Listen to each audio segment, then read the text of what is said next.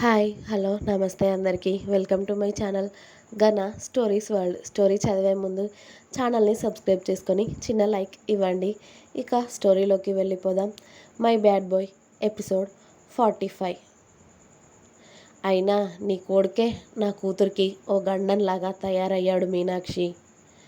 వాడి వల్ల నా కూతురికి అన్నీ బాధలే అన్నారు భాస్కర్ గారు. తండ్రి మాటలకి వేదకి కన్నీళ్ళు అస్సలు ఆగలేదు.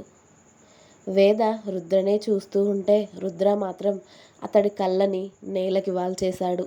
రుద్రని అలా అనగానే చరణ్ శౌర్యకి కోపం కట్టలు తెంచుకుంది. కానీ మేనమామని ఏమనలేక వాళ్ళ కోపాన్ని అంతా దిగమింగుకొని సైలెంట్గా ఉన్నారు. భాస్కర్ గారు అలా అనగానే అక్కడ అంతా నిశ్శబ్దం పరుచుకుంది. కొడుకుని అలా అనగానే మీనాక్షి గారికి చాలా బాధగా అనిపించింది.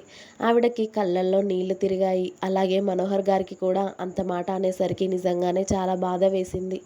వేద ఎంతలా రుద్రని చూస్తున్నా కూడా రుద్ర తల ఎత్తి ఎవ్వరినీ చూడ్డం లేదు. వాళ్ళెవరో చేసిన దానికి నువ్వు భావనంటే ఎలా నాన్న అంది వేద ఏడుస్తూనే. ఇంత జరిగాక కూడా వాడి మీద ఇంత పిచ్చి నమ్మకం ఏంటి వేద నీకు? వాడు పక్కనుంటే చావు నీ పక్కనే ఉన్నట్టమ్మా. వాడి దగ్గర నువ్వుంటే నిజంగా ప్రాణాలతో నువ్వు మాకు మిగలవు తల్లి. ఏదో ఒక రోజు నిన్ను మేము కోల్పోవాల్సి వస్తుంది. ఆ బాధ మేము పడలేము తల్లి అన్నారు భాస్కర్ గారు. అలా ఎందుకు అనుకుంటున్నారు నాన్న? బావ నా పక్కన ఉన్నాడు కాబట్టే నా ప్రాణాలు నాకు దక్కాయి అనుకోవచ్చు కదా. అదే ఈరోజు బావ నా పక్కన లేకపోతే వాళ్ళు ఖచ్చితంగా నన్ను చంపేసే వాళ్ళే కదా. మీరు అడ్డుకునే వాళ్ళని? బావే కదా వాళ్ళందరినీ అడ్డుకుంది. మీరు మరి అలా ఎందుకు ఆలోచించడం లేదు నాన్న అంది వేద కన్నీళ్లతో. నువ్వెన్ని చెప్పినా నన్ను మార్చాలని చూసినా నా మాట మారదు వేద. ఇక నుండి నువ్వెవరో వాడెవరో వాడికి నీకు ఎలాంటి సంబంధం ఉండదు.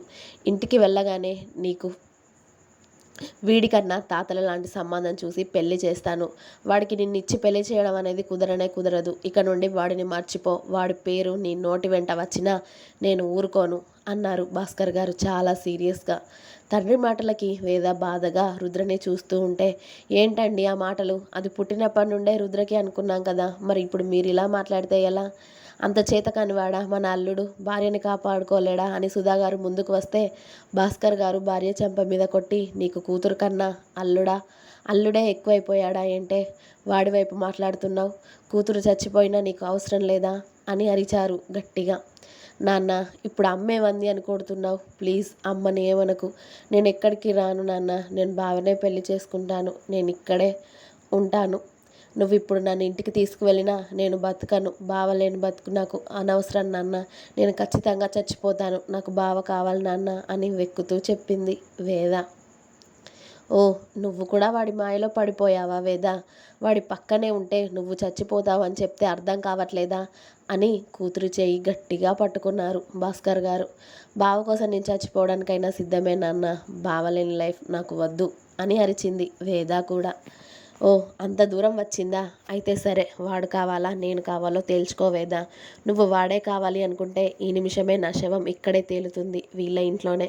ఖచ్చితంగా నేను ఇలా బెదిరిస్తున్నాను అనుకోకు వేదా. ఖచ్చితంగా నేను ఎంతకైనా తెగిస్తాను అని నీకు తెలుసు కాబట్టి తండ్రి చావు చూస్తావో లేకపోతే వాడే కావాలి అని ఇక్కడే ఉంటావో ఏదో ఒకటి తేల్చు అని అరిచారు భాస్కర్ గారు. తండ్రి మాటలకు ఏమీ అనలేక సైలెంట్గా రుద్రనే చూస్తూ ఏడుస్తూ ఉంటే, వాడిని చూసింది ఇక చాలు పద అని వేదని పట్టుకొని 2 అడుగులు వేసేసరికి వేద చేతిని అందుకుంటాడు రుద్ర గట్టిగా. బావా అని రుద్ర వైపు తిరిగి వేద ఏడుస్తూ ఉంటుంది. ఓ చేయి రుద్ర చేతిలో, ఓ చేయి తండ్రి చేతిలో ఉండడం చూసి, రేయ్ నా కూతురు చేతిని వదలరా అని అరిచారు భాస్కర్ గారు. మావయ్య, మర్యాదగా ఈ గొడవలు లాంటివి పెట్టకుండా వేదని ఇక్కడే ఉండనివ్వండి. మీరు అన్న మాటలు అన్నీ పడ్డాను కదా. తను మీతో రాదు, ఇక్కడే ఉంటుంది. మీరు వెళ్ళిపోవచ్చు మీ ఇంటికి అని చెప్పాడు రుద్ర. నా కూతురు ఇక్కడే ఉంటుందని చెప్పడానికి నువ్వెవడివిరా? ఇక నుండి మీరు మాకు ఏమీ కారు అని చెప్పాను కదా. నువ్వెవరివో? నా కూతురికి నీకు ఎలాంటి సంబంధం లేదు అన్నారు భాస్కర్ గారు. ఇప్పటికే చాలా ఎక్కువ మాట్లాడారు మావయ్య. అది నేను లేకుండా ఉండలేదు. దాన్ని అనవసరంగా బాధ పెట్టకండి. అది ఎక్కడికి రాదు, ఇక్కడే ఉంటుంది నా భార్యగా. మర్యాదగా దాన్ని వదిలేసి మీరు ఇక్కడి నుండి వెళ్ళిపోండి. మీరు మాట్లాడిన మాటలకు మిమ్మల్ని ఏం చేస్తానో కూడా తెలియదు నేను అన్నాడు రుద్ర చాలా కోపంగా.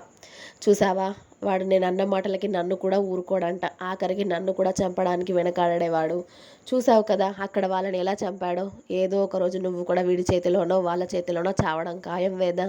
చెప్పు, వీడితోనే ఉంటావా లేకపోతే నా శవం చూస్తావా అని కూతురు కళ్ళల్లోకి సూటిగా చూస్తూ అడిగారు భాస్కర్ గారు.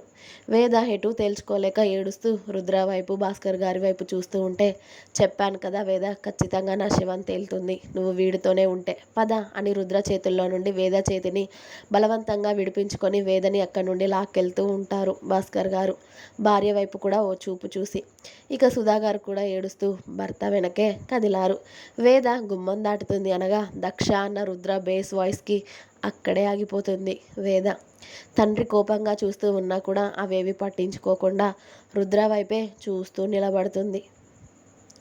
మీ నాన్న మాటలు పట్టించుకోకుండా ఇక్కడే ఉంటాను అని ఒక్క మాట చెప్పవే చాలు. నిన్ను ఇక్కడి నుండి వాళ్ళు తీసుకెళ్ళలేరు, ఆయన ఏం చేయలేరు. మీ నాన్న గురించి ఆలోచించకుండా నా గురించి ఆలోచించి ఒక్క మాట చెప్పవే, ఇక్కడే ఉంటాను అని అడిగాడు రుద్ర.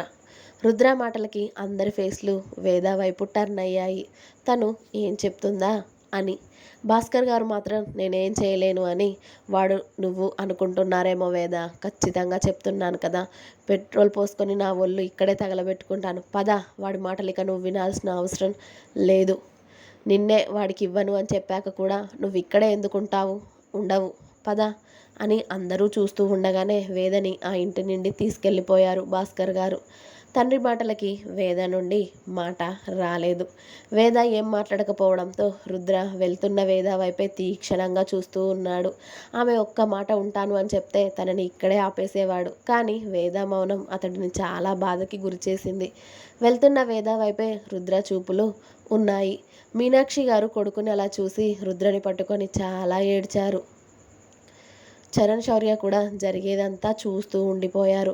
ఎందుకంటే అక్కడ రుద్ర తప్ప ఎవ్వరు మాట్లాడినా బాగుండదు కాబట్టి. మనోహర్ గారు కూడా వచ్చి బాధగా రుద్ర భుజంపై చేయి వేశారు. వేద వాళ్ళ కార్ ఆ ఇల్లు దాటగానే రుద్ర తన రూమ్లోకి వెళ్ళిపోయాడు. అతడి మొహంలో ఎటువంటి బాధ లేకుండా. రుద్ర తన రూమ్కి వెళ్ళి జీవన్కి కాల్ చేశాడు.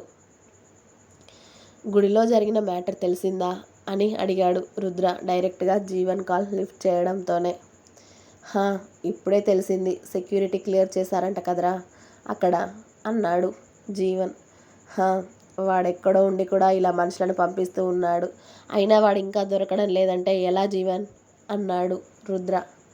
మనం ఎంతమంది మనుషులను పెట్టినా కూడా వాడు చాలా అలర్ట్గా ఉన్నాడు రుద్ర. వాడు ఎన్ని రోజులు అలా ఉన్నా కూడా మన చేతికి చిక్కకపోడు, కానీ కాకపోతే కాస్త టైం పడుతుంది అంతే. వాడెంత దాక్కోవాలని ప్రయత్నించినా మనకి దొరకకుండా ఉండడు అన్నాడు జీవన్. జీవన్ మాటలకి తన కోపాన్ని అంతా అణిచివేసుకుంటూ సైలెంట్గా ఉన్నాడు రుద్ర, ఏం మాట్లాడకుండా. వేద వేద తనెలా ఉంది రుద్ర అని అడిగాడు జీవన్. బుల్లెట్ చేయికి తగిలిందని చెప్పారు, ఇప్పుడు ఓకేనా? అన్నిటికీ అంటావేంట్రా, తను లేదా, హాస్పిటల్లో ఉన్నారా, ఎలా ఉంది కాస్త చెప్పు అన్నాడు జీవన్.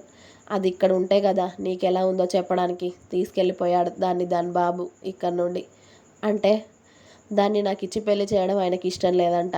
నా దగ్గర ఉంటే దానికి ఏదో ఒకటి అవుతుందని తనని ఇంటి నుండి తీసుకువెళ్ళిపోయాడు అని చెప్పి రుద్ర కాల్ కట్ చేసి బెడ్ మీద కూర్చున్నాడు. అన్నయ్య ఎలా ఉన్నాడు అని శౌర్య చరణ్ రుద్ర రూమ్కి వస్తారు. కానీ రుద్ర వాళ్ళని చూడకుండానే నేను బాగున్నాను శౌర్య, మీరు వెళ్ళండి అని చెప్పి ఆ రోజంతా బయటకు వెళ్లకుండా రూమ్లోనే ఉన్నాడు రుద్ర. కూతురు ఎంత ఏడుస్తున్నా కూడా వేద ఏడుపు భాస్కర్ గారికి పట్టడం లేదు. నువ్వు ఇప్పుడు ఏడ్చినా పర్వాలేదు, కానీ నా కళ్ళ ముందు ఉంటే చాలు వేద. చెప్తున్నాను కదా, వాడు పక్కనే ఉంటే ఖచ్చితంగా నిన్ను చంపేస్తారు.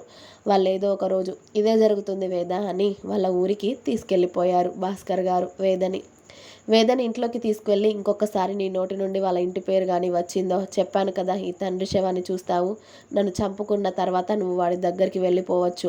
నా చావు కోరుకునే దానివే అయితే వాళ్ళ దగ్గరికి వెళ్ళు, లేకపోతే నేను చెప్పినట్టు వినాలి. నువ్వు నెల రోజుల్లో నీకు పెళ్లి చేస్తాను, కాదు కూడదు అని వాళ్ళు ఎవరితో అయినా మాట్లాడాలి చెప్పాను కదా నా చావే అని వేద దగ్గర ఉన్న మొబైల్ కూడా తీసేసుకొని తనని రూమ్కి పంపించేశారు.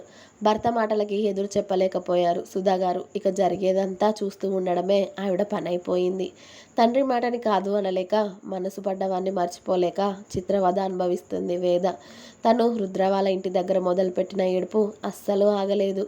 మరుసటి రోజు కొడుకు ఎలా ఉంటాడో అనుకున్నారు మీనాక్షి గారు. కానీ రుద్ర మార్నింగ్నే రెడీ అయ్యి టిఫిన్ చేసి ఆఫీస్కి వెళ్ళిపోయాడు.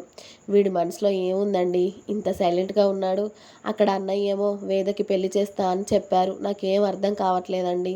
ఇన్ని రోజులు ఇంత బాగా కలిసి ఉన్న పిల్లలకి ఇప్పుడు ఇలా అయిందేంటండి? మన పిల్లలకి ఎవరి దిష్టి తగిలింది అని మీనాక్షి గారు కన్నీరు పెట్టుకుంటూ ఉంటే మనోహర్ గారు ఆవిడని ఊరుకోబెడతారు. ఇంకా ఉంది, నెక్స్ట్ ఎపిసోడ్ రేపు వస్తుంది, వెయిట్ చేయండి. అలాగే మీకు కనుక నా స్టోరీస్ నచ్చినట్టయితే ప్లీజ్ లైక్ చేయండి, షేర్ చేయండి, కామెంట్ చేయండి. సబ్స్క్రైబ్ చేసుకోవడం మాత్రం అస్సలు మర్చిపోవద్దు. Please subscribe my channel Gana stories world. Thank you. Bye bye.